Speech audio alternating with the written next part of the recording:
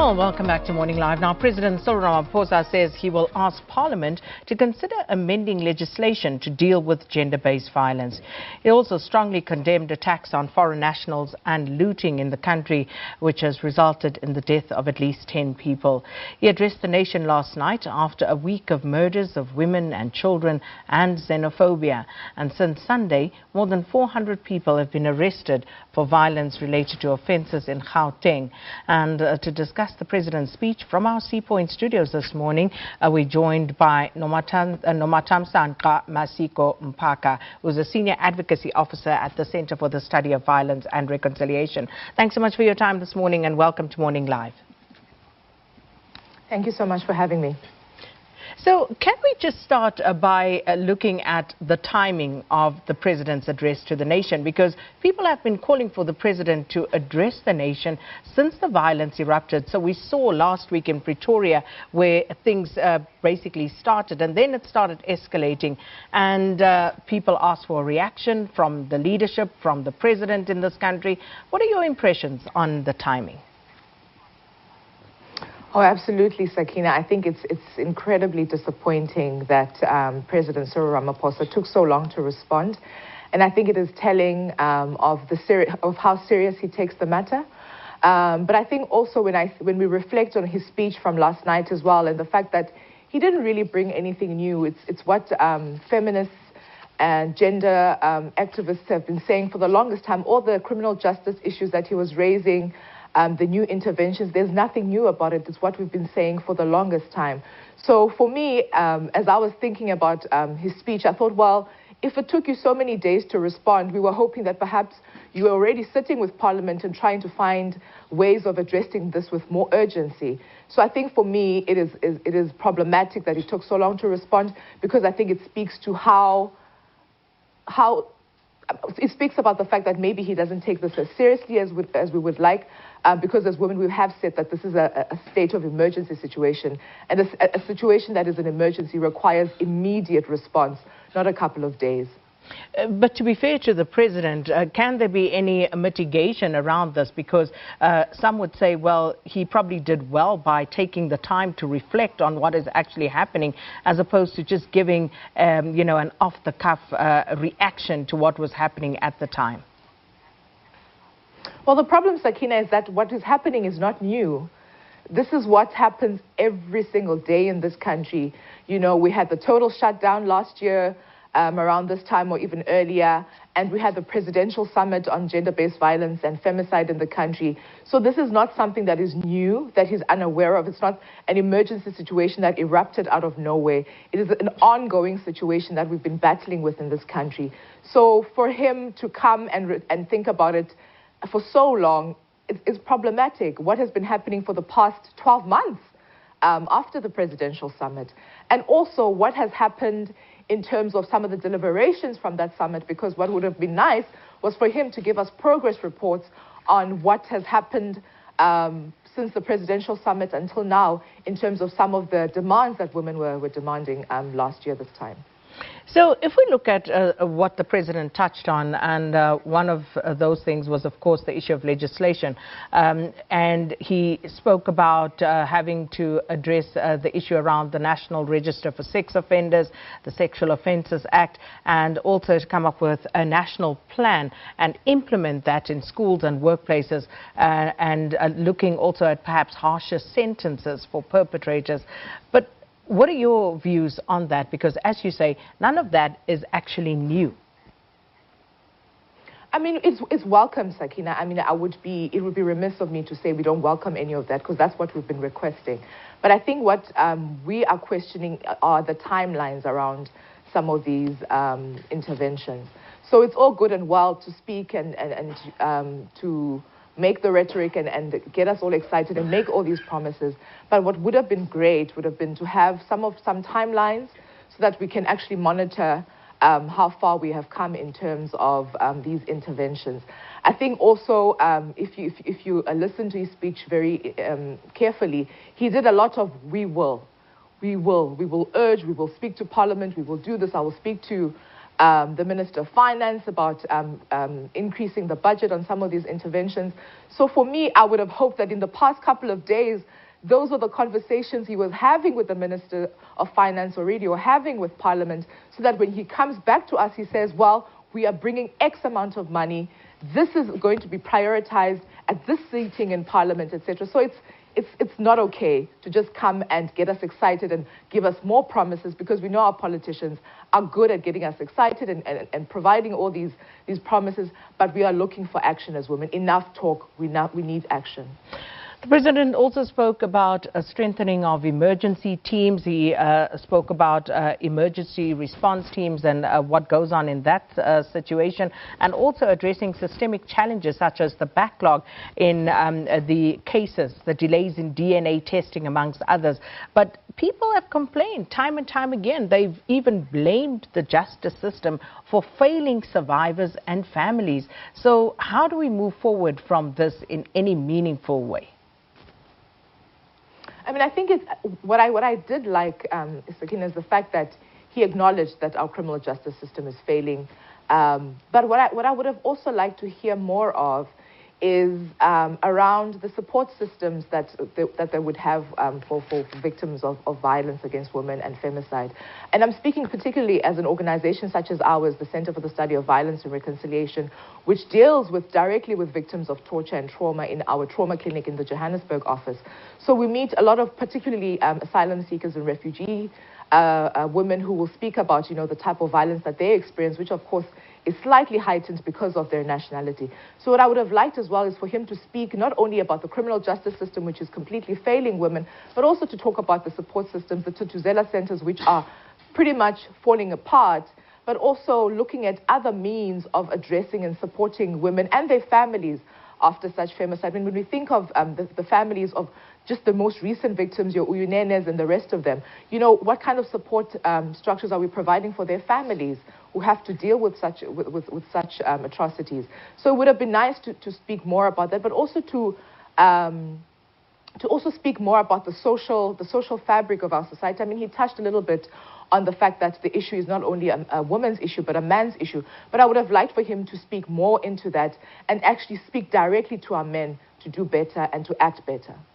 Well, speaking of, I mean, how difficult is this for the President to address in a week where women have come out? We saw on social media platforms being created for women to really come out in a safe space and talk about some of their ordeals, the unspoken rapes and harassment that we don't ordinarily hear about. And there were so many high-profile men who were mentioned, and even a cabinet minister, someone came out and said there is a rapist within the President's current cabinet who raped her, and she detailed that ordeal. How should the President address that? Because can he sit there and pretend that he's not aware of it, especially at a time like this? He absolutely cannot, and that's what's feeding into some of the problems, because not only do women not have confidence in the criminal justice system, but they evidently do not have confidence in our president as well to speak out. Because I think one of the problems about gender-based violence is the silencing, this culture of silencing and protecting victims, protecting perpetrators, excuse me. So I think if there is indeed a man within his cabinet that is doing these things, the best thing for him to do would be to call him out and to make a statement out of it. So, I mean, it's problematic on so many levels, Sakina.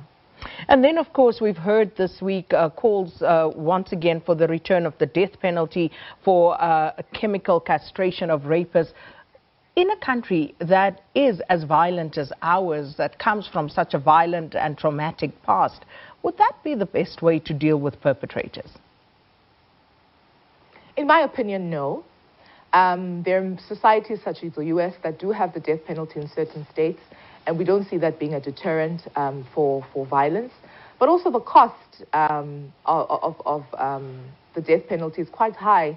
But also, I think looking at South Africa and our history of violence and our history and our current kind of dispensation of trying to have a human rights culture, I don't see that happening in the near future, and I don't think that's necessarily our solution. What we need to deal with is the social malaise in this country, the toxic masculinities. That is what we need to be dealing with at the grassroots level. And I think when we're talking about the interventions that President Cyril Ramaphosa spoke about yesterday in terms of intervening in our education system, those are the interventions that are going to bring long-lasting solutions. Killing somebody is not the solution. We need to change mindsets. We need a paradigm shift in the way that men think about women and the way that men feel that they're entitled to women's bodies. The change needs to happen at the mind.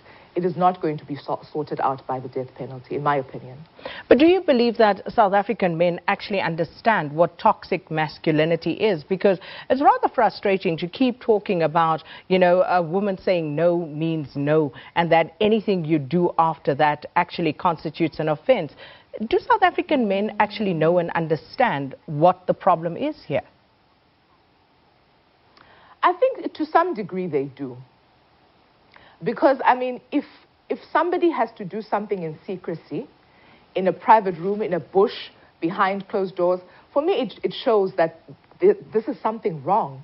And I think the way that human beings are wired is that there's something inside you. Nobody has to tell you that slapping your neighbor is incorrect. Nobody has to teach you that, you know, poking your finger, as a little child even, that poking your finger in somebody else's eye is inappropriate.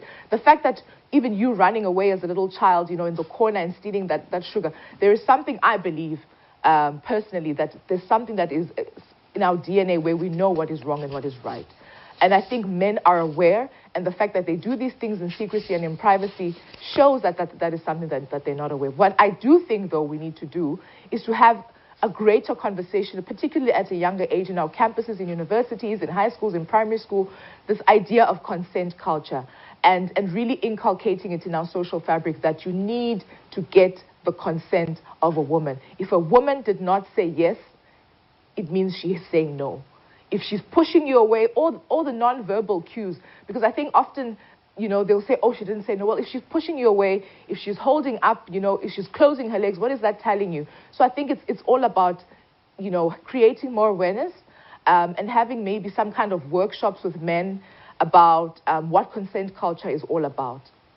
And then the president also spoke about some of the other unsavory displays that we saw this week on our streets in Johannesburg, in Pretoria, around Gauteng. And there were attacks in 2015 that were characterized xenophobic. And after that, and the trauma and the division that caused, the country did somehow manage to move on yet again, because even then it wasn't the first time. But how do we heal from such acts? And why is it that we find it so difficult to coexist at certain points in our history? That is the million-dollar question, Sakina. And I think as an organization, and we've done some research that looks at what really accounts for the violence that we see against our foreign nationals, particularly African foreign nationals. And I think the first is that we need to be very clear that we are a country that is very violent. So that violence extends basically to women, as we're seeing. It extends to foreign nationals. It extends, of course, with your criminality and the rest of it. But also the second issue that compounds our problem is the issue of socioeconomic rights and issues of marginalization, which I think need to be used as a way to explain rather than excuse the issue of violence and intolerance in the country.